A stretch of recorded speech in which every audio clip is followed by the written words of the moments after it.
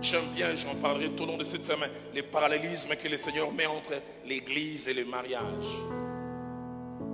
Quand j'ai voulu me marier, le pasteur Vernon m'a dit, Roland, Viviane ne doit pas être simplement un partenaire sexuel. Tu dois aider Viviane à accomplir la mission pour laquelle Dieu l'a envoyée sur terre. Combien de fois des hommes se marient à des femmes et ces femmes deviennent des pondeuses simplement. Tout ce qu'elles ont eu comme rêve, ambition, ça s'arrête à cause du mariage.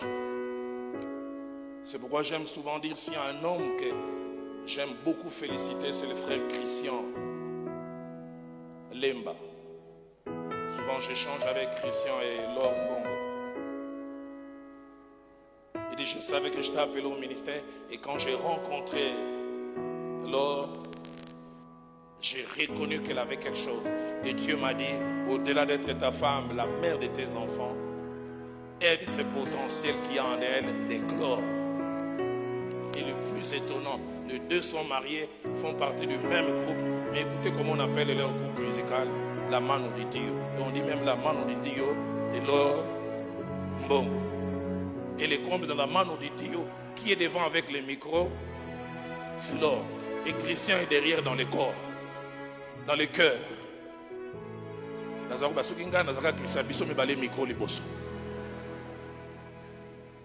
Mais il reconnaît l'appel principal est donné à telle personne. Et j'aimerais l'aider. Que Dieu te donne un mari qui va t'aider à devenir meilleur. À faire sortir les meilleurs qui ont en toi. Pas quelqu'un qui te bloque. Pas quelqu'un qui t'arrête. Nous verrons qu'il y a plusieurs sortes de mariages. 3 principalement. Il y a des mariages qui font des partenaires simplement des co-voisins. C'est-à-dire la chose qu'ils ont en commun, c'est qu'ils partagent un espace géographique. Co-voisins. Pas de complicité dans les rêves, pas de complicité dans les projets. Et deuxième niveau, c'est des simples partenaires sexuels. C'est le seul domaine où ils s'entendent. Et troisième niveau, des vrais collaborateurs. Des vrais partenaires de vie. Et c'est ce que Dieu veut. Et nous en parlerons quand nous montrerons comment quand David, plutôt Moïse est appelé à aller libérer le peuple d'Israël. Alors qu'il est en route, Dieu l'attaque, Dieu veut les tuer. Dieu merci, il a une femme spirituelle qui connaissait la révélation attachée à la circoncision. Moïse a oublié ça, mais Séphora connaît cela. Donne-moi une femme qui soit comme Séphora, qui me sauve là où on veut me tuer. Et c'est elle qui pratique la circoncision. Et donne-moi une femme comme cette merveilleuse femme des Proverbes 31,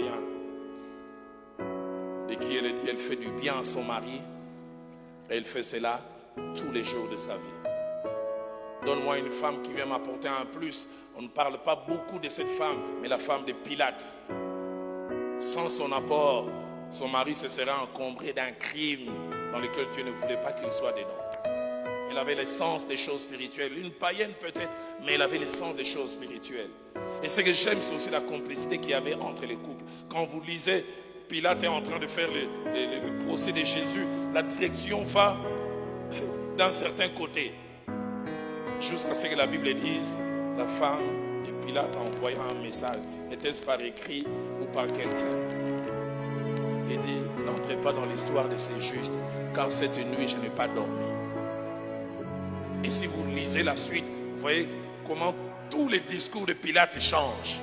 Aide-moi à dire à ton voisin, est-ce que tu écoutes ta femme?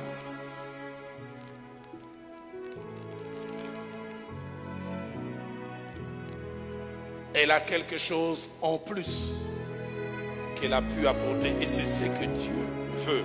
La plus belle chose qui me soit arrivée, c'est d'avoir dit oui à Jésus-Christ le 5 novembre 85 à 9h.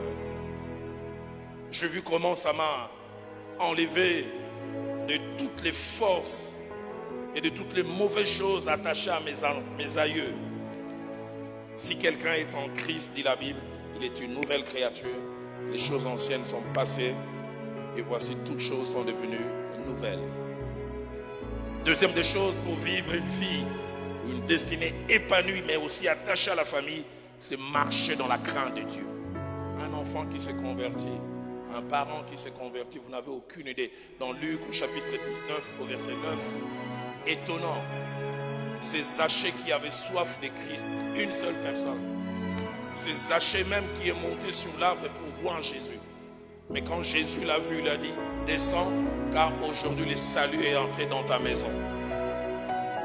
C'est une personne. En 76, celle qui est ma mère a cessé d'être religieuse. Elle a pris la décision d'accepter Christ comme Seigneur et Sauveur. Ça a été le tournant de notre vie familiale. Une seule personne. On n'a aucune idée combien un seul qui s'est converti, qu'il y ait des choses qui peuvent se passer. Quand une conversion arrive, vous n'avez aucune idée. Des fois, vous arrêtez les cycles des polygames et vous inaugurez les cycles des monogames.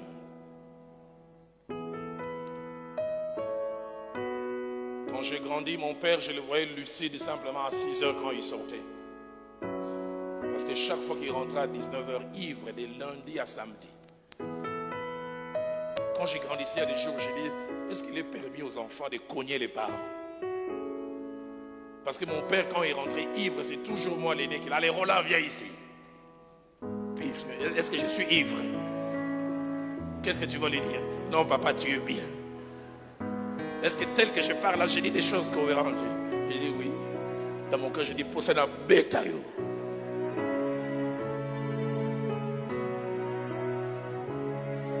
J'ai été la dernière génération des ivrognes. Mes enfants n'ont jamais vu un homme ivrogne et ne le verront jamais.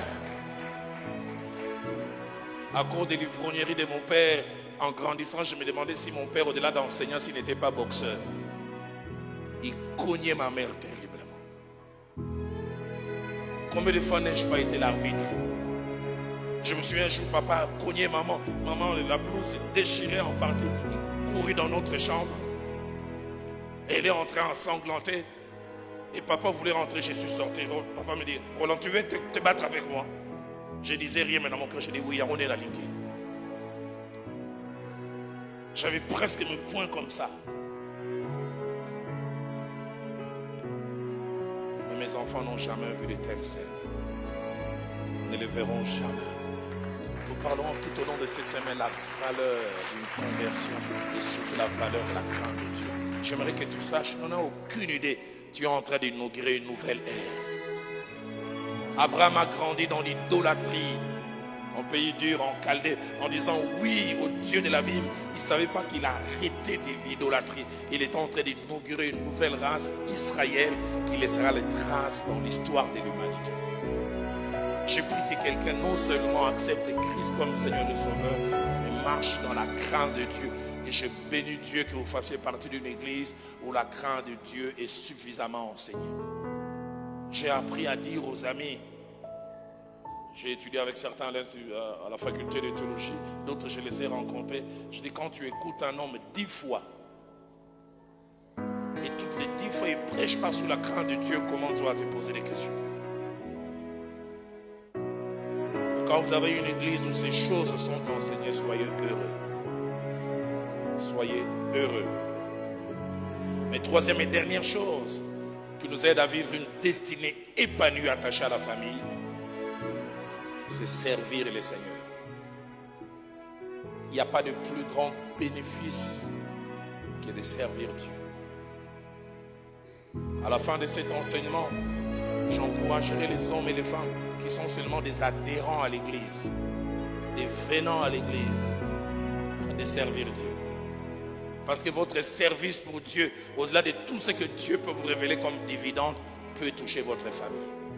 J'aime quand Isaïe chapitre 54 au verset 13, il est dit, tous vos enfants seront disciples de l'Éternel. Simplement parce que vous les servez, ils seront disciples de l'Éternel. Et la fin du verset dit, grande sera leur prospérité. Ils vivront des choses parce que quelqu'un sert Dieu. Votre service pour Dieu peut avoir de l'influence sur le destin de vos enfants. Leur réussite sur le plan scolaire, leur réussite sur le plan académique, plus tard leur réussite sur le plan professionnelle et même la qualité de leur mariage. Je voudrais encourager quelqu'un, cesse d'être un chômeur dans l'église de Dieu. Aide-moi à poser la question à ton voisin, est-ce que tu es chômeur ou tu travailles? J'aimerais qu'on acclame encore le Seigneur.